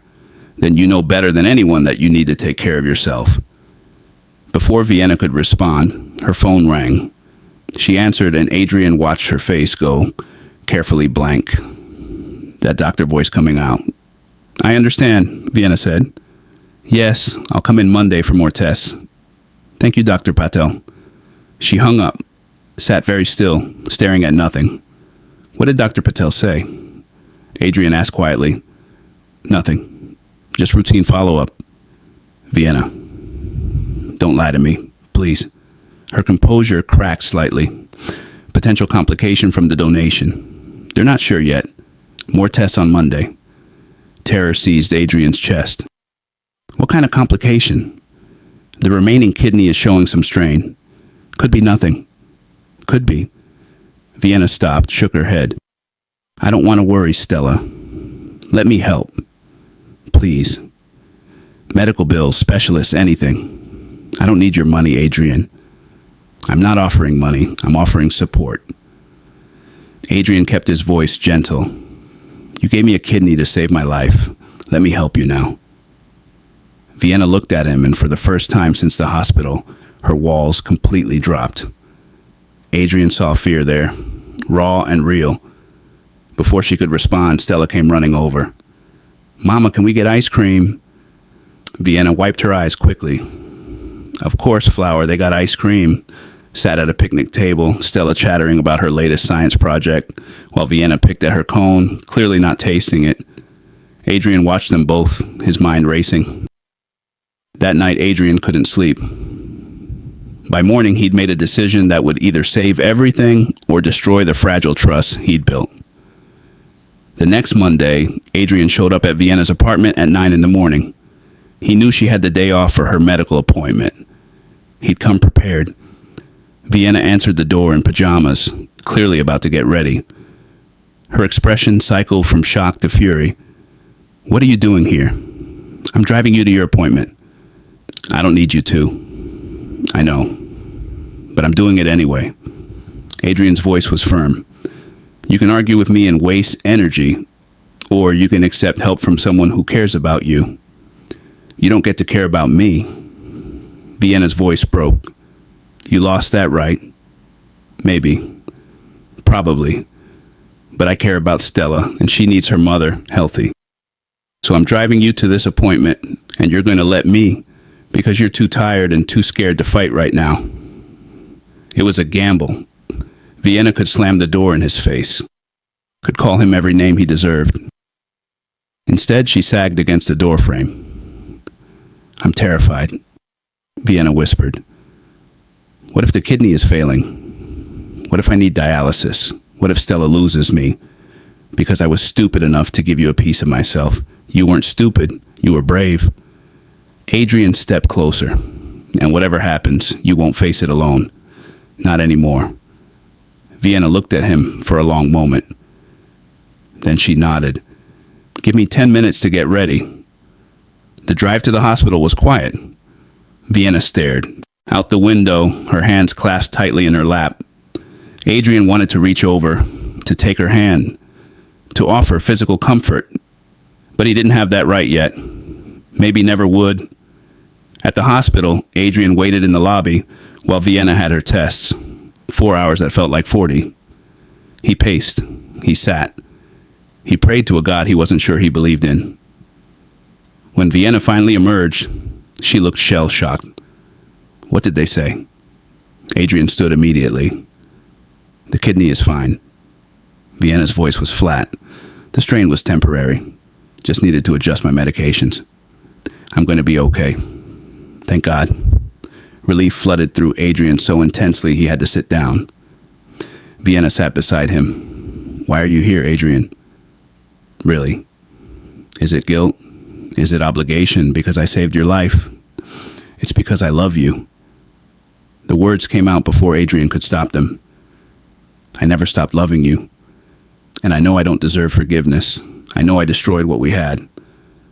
But watching you suffer, watching you struggle alone when I could help, I can't do it, Vienna. I can't stand by and pretend I don't care." "Don't." Vienna stood abruptly. "Don't do this. Not here. Not now." She walked toward the exit. Adrian followed. They made it to the parking lot before Vienna stopped, whirled around, and all the emotion she'd been holding back came pouring out. You don't get to love me. Vienna's voice shook.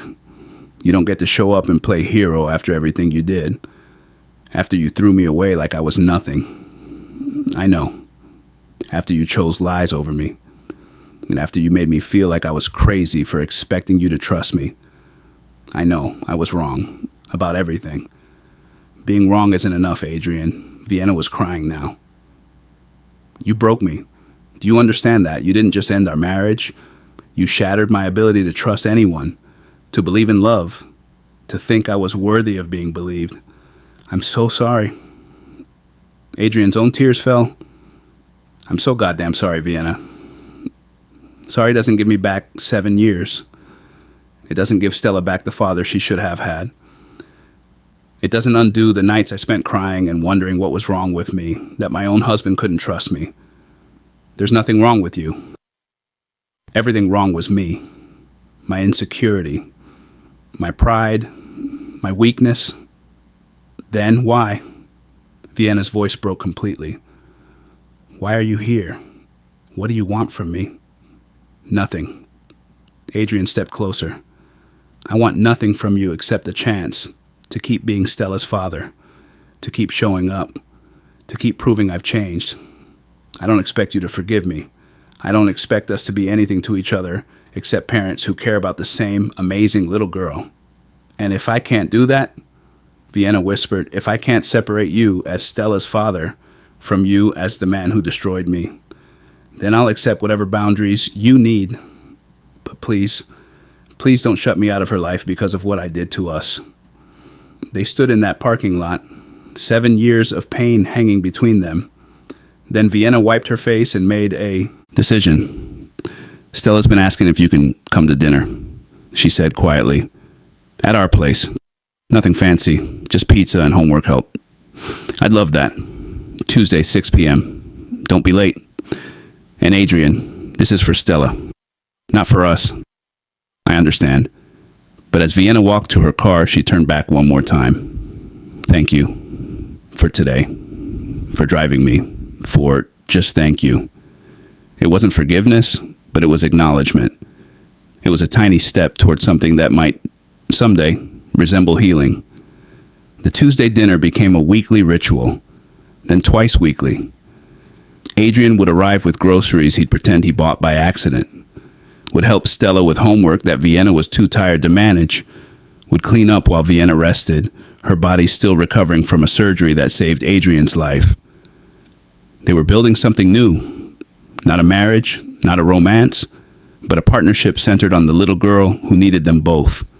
And somewhere in those quiet evenings with Stella asleep on the couch, between them and dishes drying in the sink, Vienna started to see what Adrian had been trying to show her, that he'd changed, that the man who'd failed her 7 years ago had done the work to become someone different. It happened on a random Thursday. Stella was at a friend's house for the night. Adrian had stopped by to fix a leaky faucet, Vienna mentioned. After he finished, she offered him coffee. They sat at her small kitchen table, and for the first time the silence between them felt comfortable instead of loaded. I don't hate you anymore, Vienna said suddenly.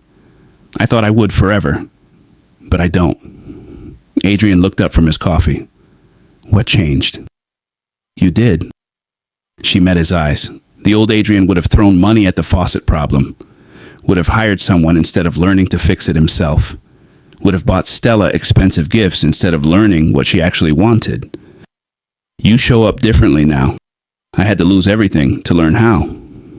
Some lessons are expensive.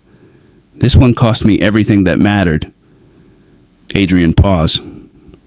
But if the price of becoming someone worthy of you and Stella was 7 years of hell, I'd pay it again. Because the alternative is still being the man who destroyed you. And I never want to be him again. Vienna was quiet for a long moment. I'm not ready to trust you with my heart again. I don't know if I'll ever be ready. I know, but I think maybe we could be friends. Stella deserves parents who can be in the same room without it feeling like a war zone. I'd like that. More than you know.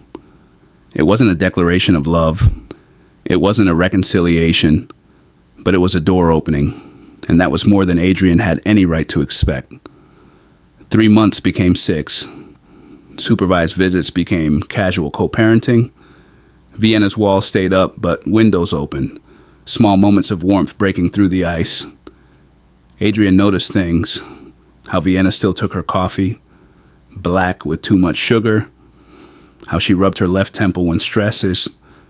How her laugh, when it finally came, sounded exactly like it had in their old life together. And Vienna noticed things too. How Adrian listened now instead of just waiting to talk.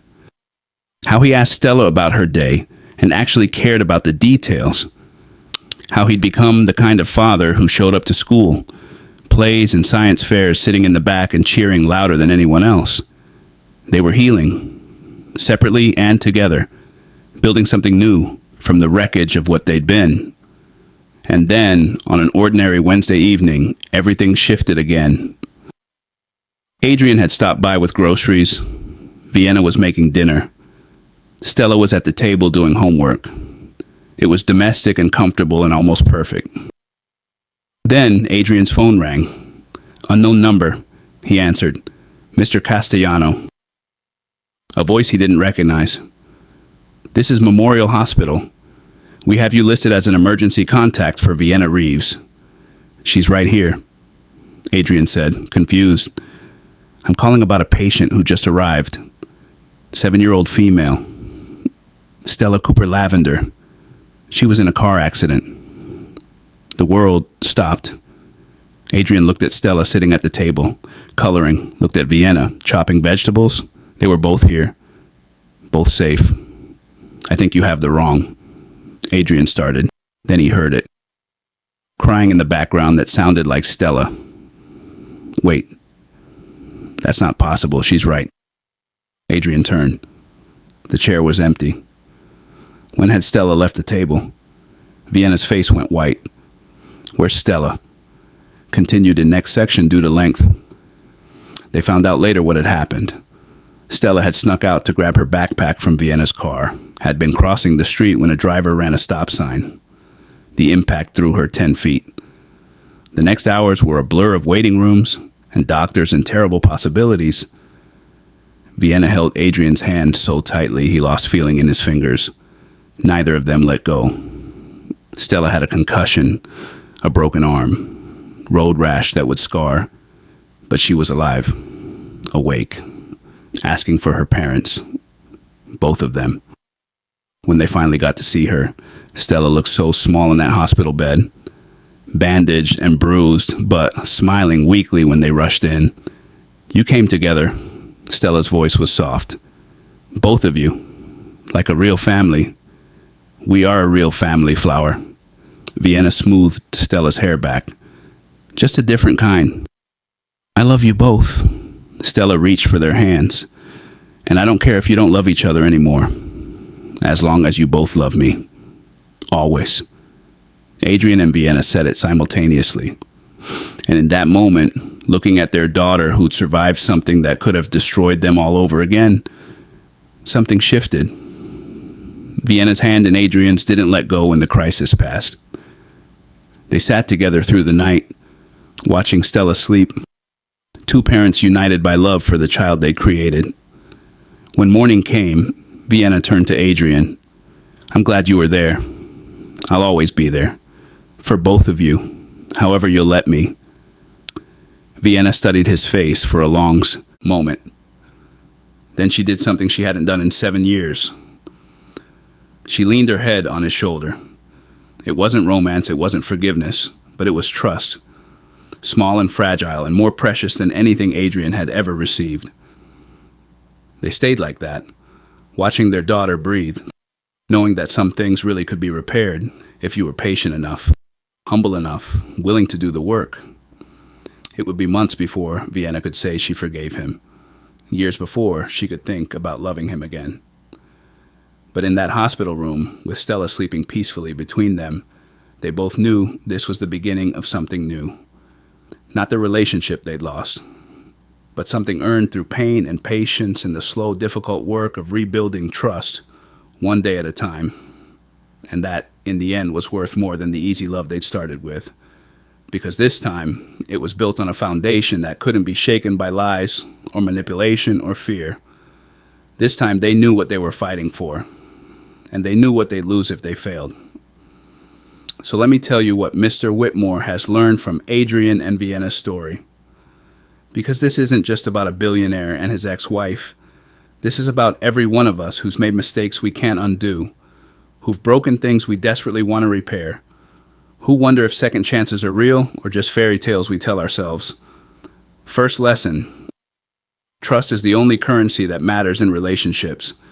Adrian had billions and nearly died alone because money can't buy what really matters. You can have success, fame, power, all the external markers of achievement. But if the people in your life don't trust you, you have nothing. Build your relationships on truth, on vulnerability, on the courage to trust even when you're scared. Second lesson: pride destroys more than failure ever will. Adrian's ego needed to be right more than it needed to be happy. So he sacrificed his marriage to protect his pride. How many of us have done the same thing? Chosen being right over being connected? Chosen self-protection over vulnerability? Pride is expensive, and the interest compounds daily. Third lesson: change behavior is the only apology that matters. Adrian could have sent 1,000 letters, could have bought Vienna anything, could have publicly declared his regret. None of it would have mattered. What mattered was showing up every Saturday, following Vienna's rules even when they felt unfair, putting Stella's emotional well-being before his own need for redemption. If you've hurt someone, don't tell them you've changed. Show them. Fourth lesson: some broken things can be repaired, not restored to what they were, but rebuilt into something new, something stronger because it was forced to heal. Adrian and Vienna will never have the innocent love they started with. Too much pain, too many scars, but they're building something better. A relationship based on hard-won trust instead of easy chemistry. And finally, the richest moment of your life won't be when you make your first million or buy your dream house or achieve the success you've been chasing. It'll be when someone you love looks at you and says, "I trust you." When your child runs to you without hesitation. When the person you destroyed gives you a second chance you don't deserve. That's real wealth. That's what money can never buy. So here's what I need you to do. Hit that subscribe button right now. Because every week, Secrets of the Rich with Mr. Whitmore brings you stories that challenge everything you think you know about success and wealth and what really matters. Like this video if you believe in second chances. And comment below with one relationship you're committing to invest in this week. Because life is too short to let pride steal your happiness. Adrian Castellano learned the hard way that you can have everything and still have nothing. That success means zero if you're alone when you achieve it. That the person you destroy might become the person who saves your life. And that 7-year-old daughters have more wisdom than most adults will ever possess. This is Mr. Whitmore, reminding you that true wealth isn't in your bank account. It's in who picks up the phone when you call, who shows up when you're broken, who gives you pieces of themselves to keep you whole. Until next time, invest in what matters, build relationships that last, and remember that second chances aren't given. They're earned. One day, one action, one promise kept at a time.